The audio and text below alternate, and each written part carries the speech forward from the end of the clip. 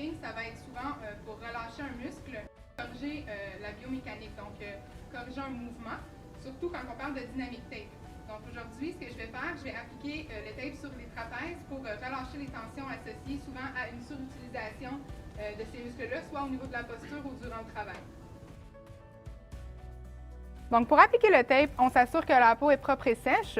On mesure ensuite la distance entre les deux épaules postérieures, puis on retire de la longueur environ le quart de cette distance-là. Ensuite, on arrondit les bouts pour s'assurer que le tape va bien coller. Puis, on va aller mesurer le centre de l'application en faisant pencher la tête.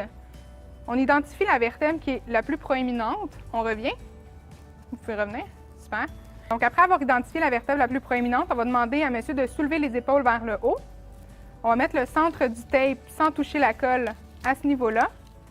Puis, on met une légère tension dans le tape en allant jusqu'aux épaules sans mettre de tension aux extrémités. On peut frotter pour augmenter l'activation de la colle et on peut relâcher. Donc, ce que ça va faire, ça va venir soulever le muscle pour enlever un stress sur la partie qui était tendue. Donc, vous pouvez conserver le tape pour une durée maximum de 5 jours, puis éviter de frotter avec le savon lors de la douche pour éviter qu'il décolle. Donc, dans tous les cas, c'est important de consulter un physiothérapeute du CMI pour pouvoir identifier si le type de blessure que vous avez nécessite un taping, quel type de taping sera nécessaire et comment l'appliquer correctement.